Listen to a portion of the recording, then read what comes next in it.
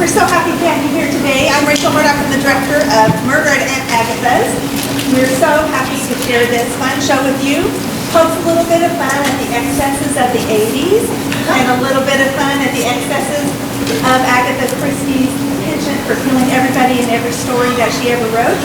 So hopefully you enjoy this fun, mostly comedy and a little bit of mystery today. These young people have worked really hard. We unfortunately had an actor who came down with nausea and all of the bad symptoms that have been going around yesterday. So there have been a couple of shifts as it shows in your program, and I just want to honor all of the kids, but particularly those two who stepped up and shifted around today and made this happen at the very last minute, as well as those who've been working so hard for the last 2 months to present something that I think you're really going to enjoy.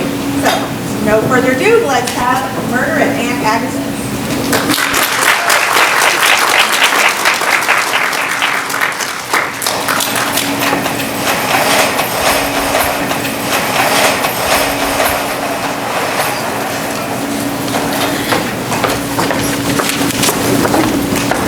What time are those family members expecting? Any moment now.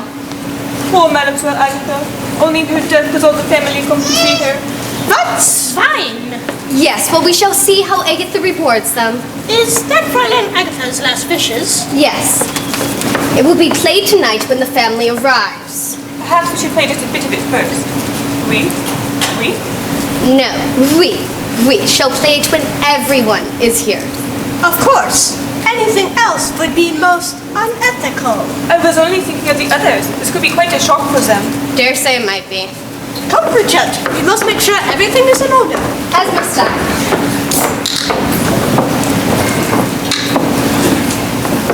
Wow, Maxine, look at this joint. I haven't been in a dive this bad since you had me waitressing at that greasy spoon. Oh, Gina, that was just to get you in character for that feature film that I almost got you an audition for. Yeah, right. Man, this place gives me the creeps. Who's the decorator? Uncle Fester? You never mentioned your aunt was such a weirdo. Because I haven't seen her since I've had better things to do. Like when I was 8 or 9, I think. At least she was a rich weirdo. That's right. And once I get my hands on her moolah, I'll be living the life of class in the capital K. Maybe I can stop doing those crummy films you always book me for. Crummy films? What are you talking about? I got you the lead for Teenage Girls Things from Mars, didn't I? You don't see Meryl Streep crawling out of a lagoon with green slime hanging all over her. That's because she doesn't have your range. And besides, you look beautiful in green. Yeah, right. Listen, Gina, I've got several really big deals lined up, but these kinds of things cost time. We just need a little cash to get the ball rolling. So I was thinking, what with that little nest egg you're about to get? Forget it, Maxie. You ain't taking my inheritance. Of course not. I wouldn't dream of it. Good. Just call it a loan. I need cash to get your name on billboards all over this town. Yeah, right. You and your bookie off your back. Who? Never mind. I have other plans for my dough. First, I'm gonna buy Molly Ringwald's nose. Molly Ringwald is selling her nose? Wow. I always thought she was in the pink. I wonder if she's looking for a new agent. No, I'm not buying her nose. I want a nose job. I can get you better jobs than that. Trust me. No, you idiot. I want a new nose. What's wrong with your nose? Looks fine to me. This isn't my nose. Before surgery, my nose made an elephant's trunk look dainty. But it's still too big. It's time for another change. I want something perky. You're telling me you want to pick your nose. Why not? I'll have the loot. Lots of people blow it on a nose. A tissue would work better. Oh my gosh, he stole my heart! Is your pacemaker acting up again, Earl? No! It's Gina Starlet! Wow! Erlina, back up and get started some space. Miss Starlet made you say, I'm your biggest fan. I've seen all of her movies. Both of them! Twice! So, you're the ones. Her nose looks bigger in person. Did anyone ever tell you what a darling little sweetheart you were? Never. I didn't think so. Wait till the fellas back in the laundry about this. They'll flip their elk ears. Can I have your autograph? I don't have anything better to do. Who should I make this out to? Earl. Oh, Earl, isn't this thrilling? Actually, can you write to Earl, the most multifaceted, gregarious, Gray who? flamboyant stud I've ever known. Don't worry, darling. You're still my #1 flavor. Oh, Earl, you devil. Is that your real hair color? What are you, writing a book? Make it a mystery and leave that chapter out. Oh, isn't she funny? You know, my Earl used to be in showbiz. Tell her, honey. Oh, honey, that was years ago. He once played the back half of the horse in the USO show. And he's still a horse. Gina, this is your public. Don't tell me how to treat my fans. I'm a professional. You got my autograph, now scram. Oh, look, honey, she's being temperamental. Let me get a picture. Say Fuzzy Pickles. Fuzzy Pickles. Get me out of here. Mister, maybe it's the bold to say the beautiful international flair. Your answers flow so elegantly. Oh, Poopsie, you say the loveliest of things sometimes. Sorry to intervene, but Miss Starlet really must go now. She's in the midst of intense mourning. And she does so well, I must say. Oh, just one more. Say inheritance. Inheritance. Wait, Gina, can we get a photo of you giving the kids piggyback rides? Oh well, maybe after the reading of the will. Let's go. This is so more fun than the Brady Bunch convention. And more profitable. Does this mean I get a raise in my allowance? Honestly, I don't know why we have to miss the VanVleets party because Aunt Agatha had to go and die. I mean, it's such an inconvenient time for her funeral, and I look simply ghastly in black. Now, Princess, she is, or was rather, family. Ugh, quit reminding me. I mean, look at this place. It's so dark. Shh, someone might hear you. Who? There's no one here but you and me. Not quite. Her? Why, she doesn't count. She's nothing more than just a household servant. My word, you can't find good help these days. Alexandra, can't you behave for just one day? You're always pushing me, Mother. Oh, I feel a migraine coming on. See, I'm not totally put out by this myself, as if you always think about yourself. You never think about my feelings. I'm gonna hold my breath until I turn blue. Please, darling, not that. Anything but that. I was wrong to upset you. Now breathe, dear, please, for me. Mom's gonna buy you something special. But it better be big and expensive, or I'll be very angry with you. Oh, it will be, my pet.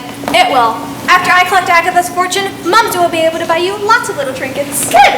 Then maybe this whole dreary trip will be worth a while. I mean, what kind of aunt was she anyway? All I remember, she smelled like embalming fluid, had this ghastly laugh, and Her sweet smile and her caring ways And her fat bank account. Reginald!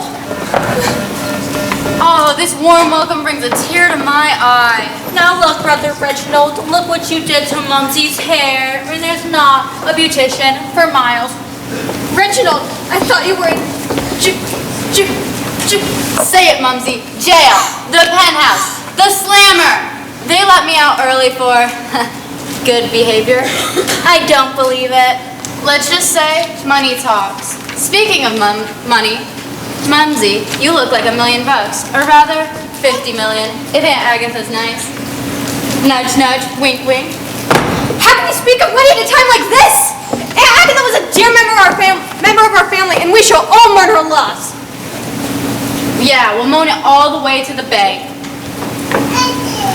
I wish I had that type of luck when I went to the bank for a, how we say, withdraw. I feel faint. You know, there's absolutely nothing more upsetting to me than having a delinquent son. Well, except for maybe... The McSwines! Shh, don't even mention their names. My heart's not strong enough. Howdy, cousins! The McSwines, oh, I feel faint. I know, I'm happier than a pig in warm mud sea too. Maggie always was poorly inhaled. Hand me my medicine, Angie May. Here you are, Maggie, take a big sip. We came as soon as we heard the awful news. Yes, all of Huck's hollers in mourning over the great loss. My heart's broken to a million pieces. Why? None of you were even close to Aunt Agatha. Aunt Agatha, you mean she died too?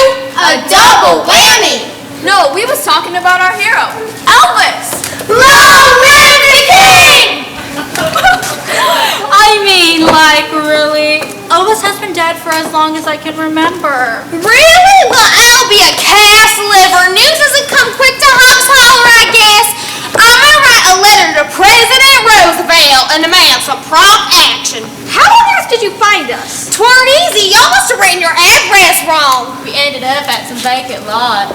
And your phone number was unlisted. We told the operator we was relatives. but she wouldn't budge. You told somebody we were related? Mumsy, why, we told everybody we ran into, but it seems nobody knew, y'all. In Hogs Holler, everybody knows the McSwines. Don't be bragging, Angie Mae. Anywho, I darn near gave up finding y'all till my girls here done sniffed you out. There's quite a nose on them gals. Yeah, they must be part bloodhounds. That's what Ma said too. My, is that Reggie? Look how he's grown. Bet you don't recognize your cousins here, do ya? Say howdy, girls. Howdy. I won a spitting contest last summer. That gap between your teeth is supposed to give you a big advantage. Now, Angie Mae, remember what I said about bragging? You want an arm wrapping from chewing tobacco? I'd rather eat nails. Sure thing. Got me some right here. I think I hear my parole officer calling. Reggie! Wait! Now, girls, behave, you hear? This is reprehensible. I know. I can't believe my luck neither. Finding you and our dead Aunt Aggie all in one day. Oh, Maggie, I do declare the Lord works in strange ways. My name is Margaret. Not in Hogs Holler, it ain't. Anywho, now that I'm here, we can mourn our beloved Aunt Aggie together. You can't fool me, you awful hillbilly. I know you're just here to get your hands on Aunt Agatha's money. Aunt Aggie had money? Woo-wee, ain't that a double blessing? Our outhouse needs a new roof and the pig trough leaking mighty bad. Poor Agatha just died, and all you can think of is money? Katie May, you're as greedy as ever. Madame, the room is ready. This way, s'il vous plaît. Seafood plate? No, it's French for if you please. I knew that. You ain't the only one with culture. I know plenty of French. Mercy bucket, Coupe de Ville, Marie Chevalier. I feel faint. Hold on, cousin, you need some more of my homemade tonic. Run, Mumsy, run.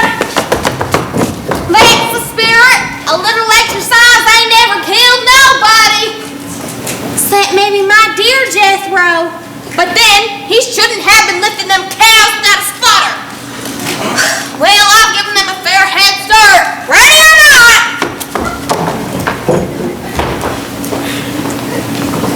Is everyone here? Oh, but Friday Blue, she's 2 hours and 10 minutes late. Well, we can't wait any longer. Call everyone together. Come everyone, meet in the living room and it's time to hear